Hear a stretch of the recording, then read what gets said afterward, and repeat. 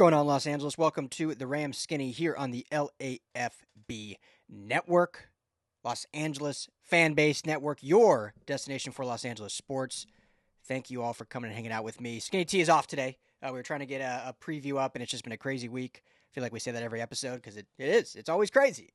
So he is off today. Gave him the day off as we prepare for this divisional matchup, Rams-Eagles, tomorrow. As I am recording, we are exactly 24 hours from kickoff in Philly, in the city of brotherly love. It's going to be a good one. So thank you all for hanging out with me. Going to break this game down as best I can on my lonesome.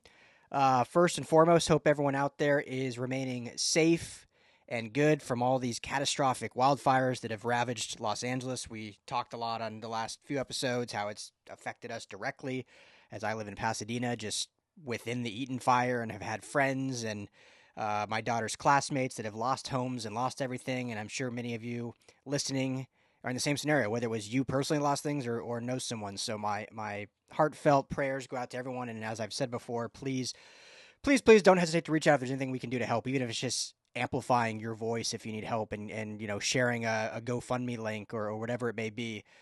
We want to be here to help our community. That was one of the main reasons I started LAFB, was because I love LA sports, wanted to cover these great teams in Los Angeles, but also wanted to create a sense of community between kind of the media content fold and the fans. And so many websites out there say, like, created for fans by fans, and that's a pretty easy thing to say, but we wanted to try to actually be in the community, and everyone that pretty much works here at LAFB lives in Los Angeles, so it makes that much easier. So let us know if there's anything we can do. Show is always brought to you by BetOnline. Head to betonline.ag today.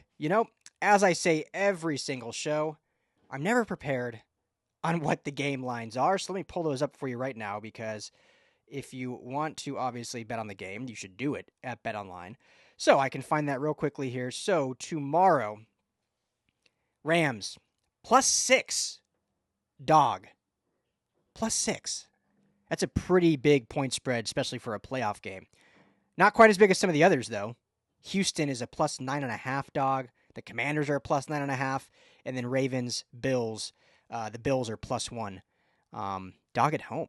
I'm actually kind of surprised by that. I thought the Bills would have been favored in that one. But Eagles a 6-point favorite. Money line is +240 at BetOnline. So you win some good cash there if you want to just take the Rams straight up.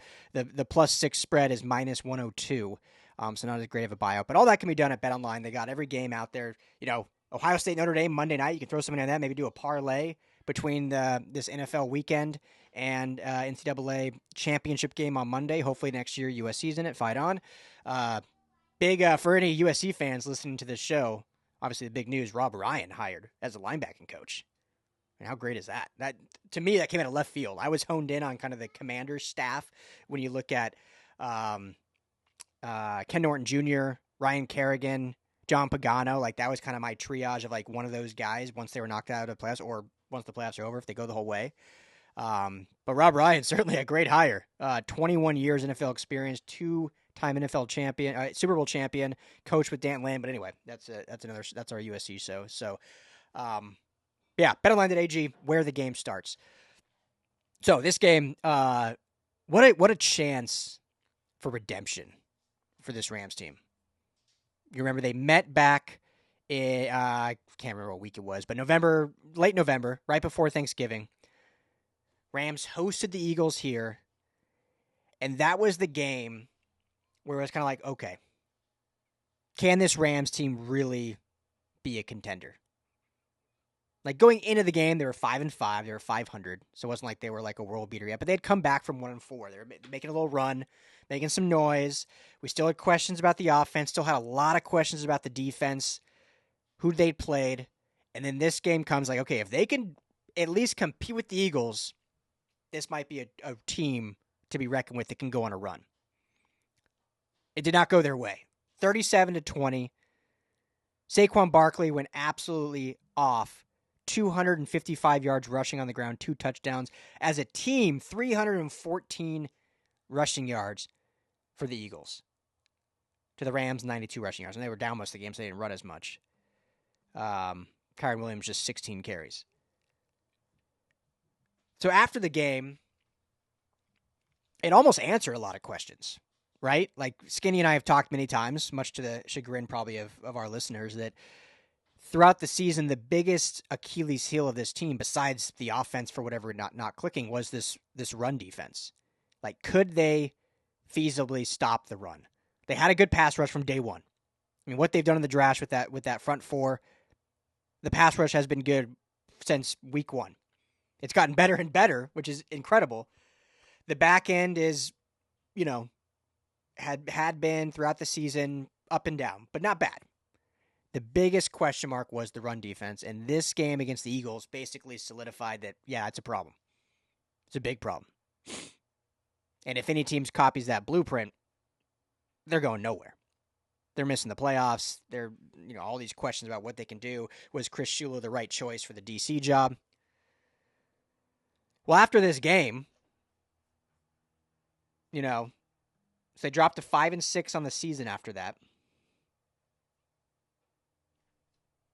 Then they go on their run. Right? They wouldn't lose again until the finale when they benched all their stars. This was the turning point in the season, this Eagles loss. Because everything that we had been saying, and not just us, there are people smarter than us, obviously, but I think everything that even McVay and this team knew were their issues were exposed completely in this game. And so they addressed those issues, whether it was on different play callings, different stunt packages on defense, different personnel packages, whatever it may be, and won out. Again, I'm not counting the last game because it was all backups. They beat the Saints the next week in a really sloppy game. Part of that we talked about was the Saints deciding just to not run Alvin Kamara in the second half. It's like they copied the Eagles' blueprint in the first half, and then they decided just to quit. Benefit the Rams. They win. The thriller against Buffalo. Defensively, still not a good game, but hey, Buffalo, in my opinion, is the best team in football right now. But they come out and win. The offense, gets on fire, 44-42. And then the next three games, 12-6, 19-9, 13-9. Dominant defense. And then you include the playoff game, 27-9.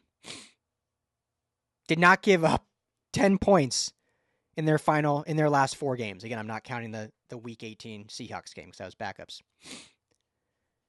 Did not give up 10 points in their final four games. Again, this is the NFL. Scheduling matters. I think it matters a whole hell of a lot more in college football because the talent pool is very, very different.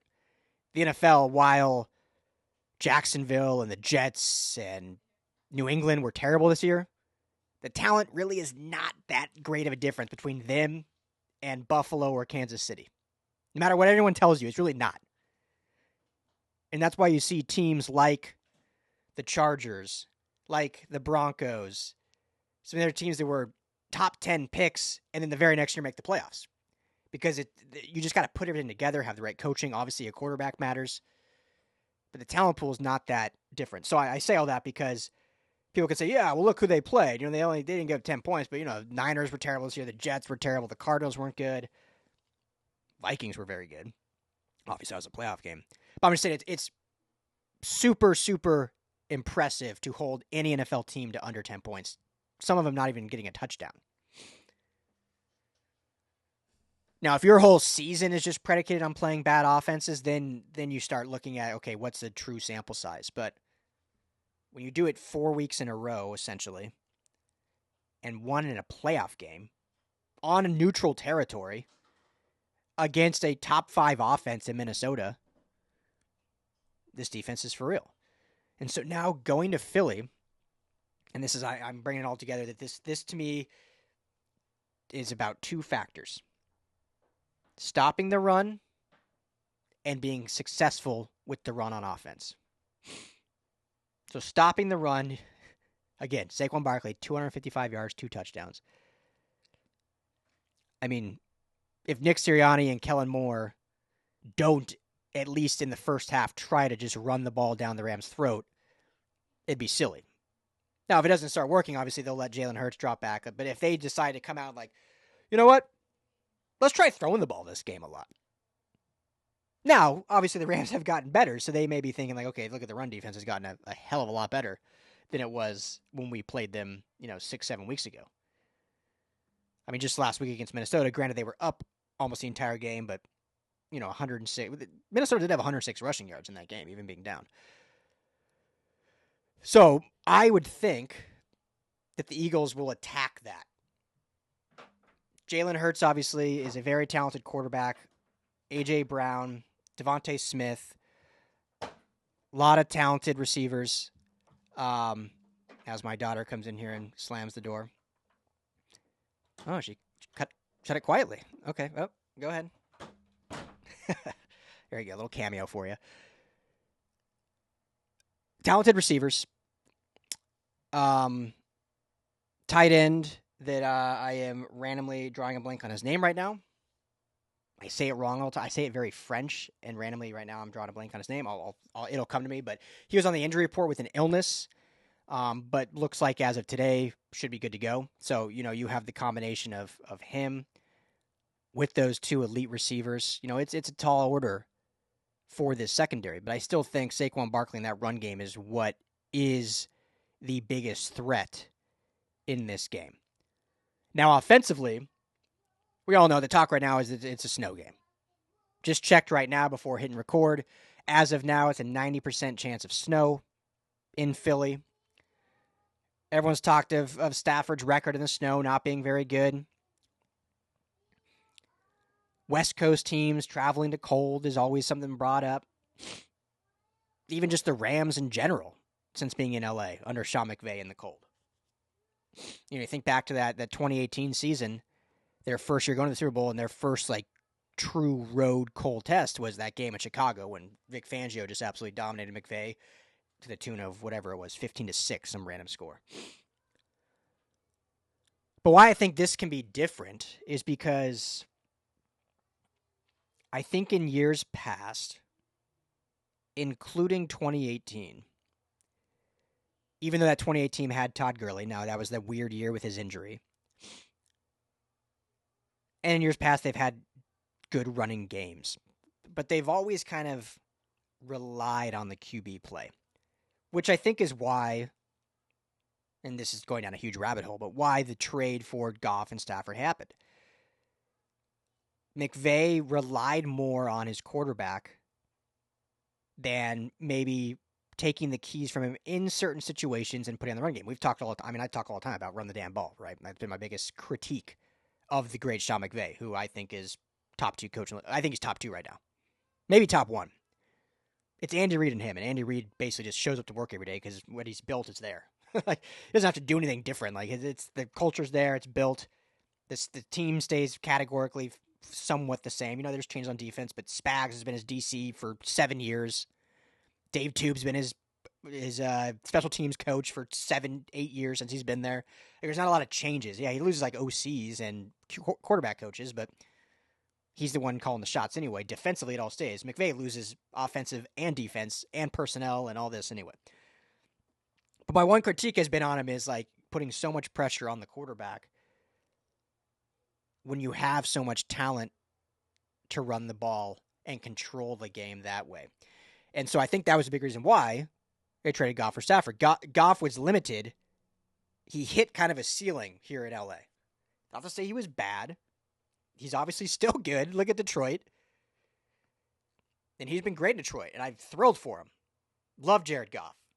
No animosity, and any LA Rams fan that has animosity shouldn't. I mean, the guy didn't ask to be traded. He was sad to be traded. Now he's embraced, obviously, his new team. But he hit a limitation of, he couldn't carry the offense. He was very good in the system, but when things got thrown at him outside of the realm of the system, he necessarily couldn't bounce out of that. And we've even seen that in Detroit sometimes. A lot of quarterbacks like that, not just Jared Goff. Stafford gave you a little bit more of that, okay, if the system breaks during a game, if our plan breaks, this dude can do a little bit more off script, has a little bit more arm talent that I feel I can still put the pressure on him to go make a play, make it happen. And we saw that in 21 when they won the Super Bowl. They rode Matthew Stafford and Cooper Kupp to that Super Bowl win. And he's been great at that his whole career. This year, he's been very good.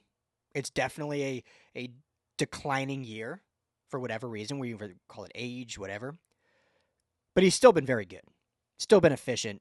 I mean, still has incredible arm talent in the throws, and some of the trick throws that he makes are just unbelievable. The no-look passes. But again, it's always funny being by yourself because you can get long-winded on things. So my whole point is this. The Rams, though, down this stretch have proven they don't need to rely on Matthew Stafford to win. In this 4-0 stretch, holding teams to under 10 points, they've relied on the defense playing dominant. And for the most part, not always, McVay's still going to get a little trigger happy, but for the most part, relied on Kyren Williams and that running game. And so I say all this again because going into Philly, potential snow game, cold no matter what, it's going to come down to the run games. If, in my opinion, Sean McVay decides Stafford's going to throw it 40-plus times, we're putting this on Stafford, our MVP caliber quarterback, I think that is a recipe for disaster.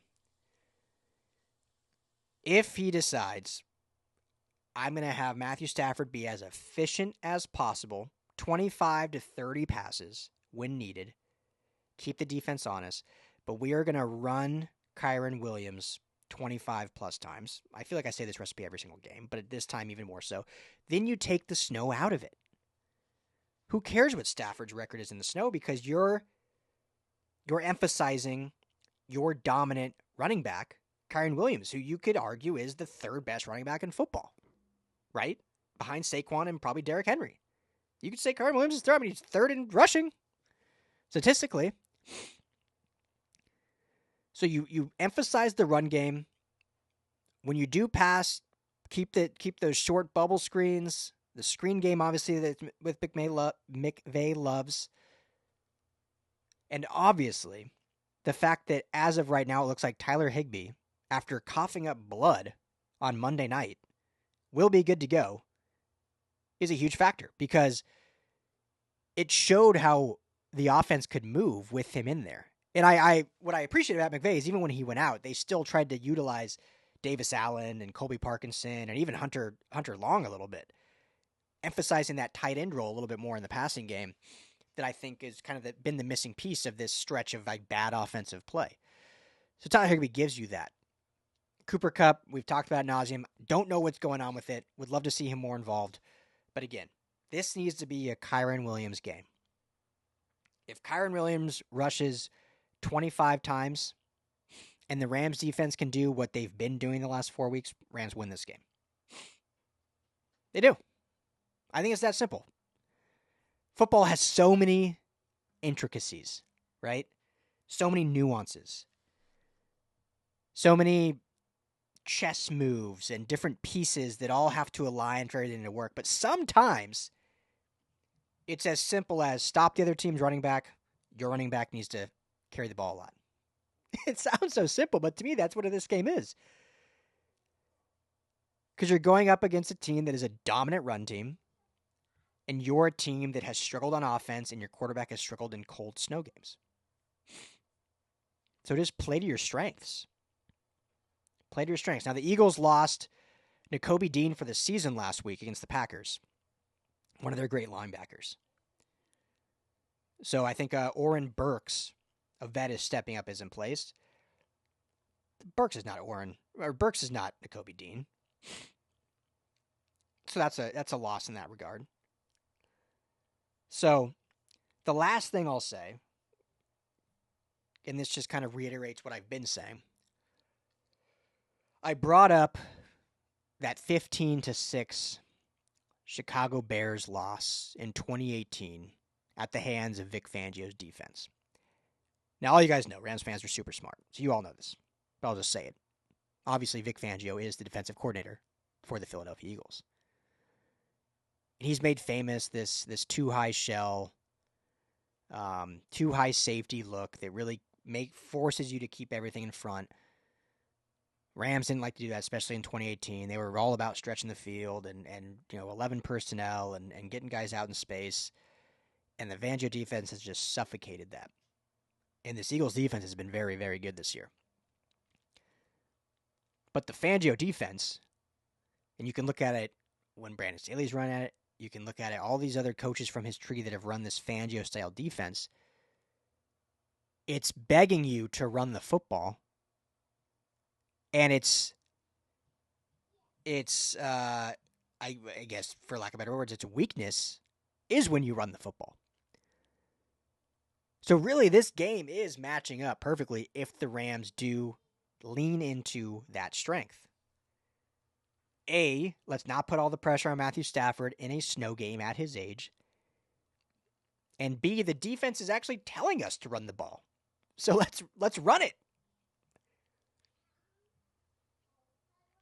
I don't want to be a dead horse, but run the damn ball. Stop the damn run on defense. Rams win. Going to the NFC Championship game. Hopefully with a date with the Lions. Or if the Commanders shock the world. That'd be wild. So anyway, I'll leave it at that. Should be a fantastic game regardless. Playoff football. What is there better? Everyone drop your score predictions in the comments below. Love to hear your thoughts. But I'm taking the Rams. This team's shown me this year. Like, I've had my doubts. Skinny teams, we've had our doubts. I don't think we've been overly critical. We take it game by game, right? Like, we try to be game by game, what we saw, how do we evaluate. This team struggled against the run early on. The offense has struggled late. But there's something special about this team.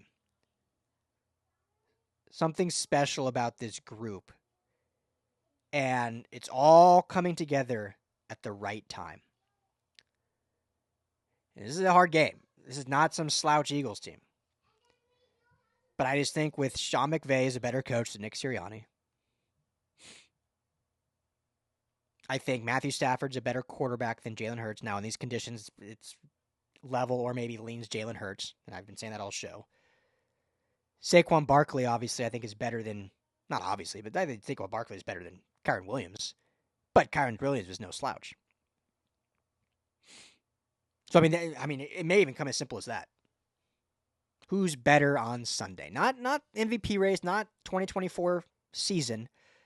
Who's better on Sunday? Saquon Barkley or Kyren Williams? Kyren Williams is here. He's already made a name for himself in the NFL. So it's not like this is a coming out party for him, but this could be is potentially the best running back in the NFL in Los Angeles. Not just top 5, not just top 3. Could we have an argument that the best running back is in Los Angeles, playing for the Horns? Could be. So, I'm taking the Rams. I will go 24-16. Obviously, Rams are the underdogs, so they more than cover. I'm taking the money line on the Rams on that one because I like them in this one. I don't know. It might be a little high scoring, 24-16. What's the over-under on this game? The over-under, 42. 42.5.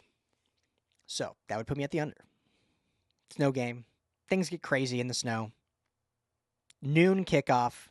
Should be fun. So, let me know what you guys think. As always, thanks for hanging out. If you have not already, please hit that like and subscribe button on YouTube. Rams LAFB's YouTube channel. If you're not there, if you're watching somewhere else or listening on podcasts and you want to watch or see my ugly mug, see this nice sweater I got on, Rams LAFB is the channel. Easy to find. If you want it on podcast and you haven't found it yet, Rams Skinny.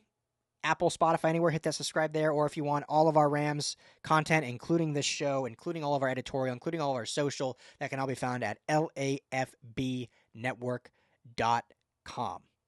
I am Ryan Dyberd. Thank you all. Be safe. Be well.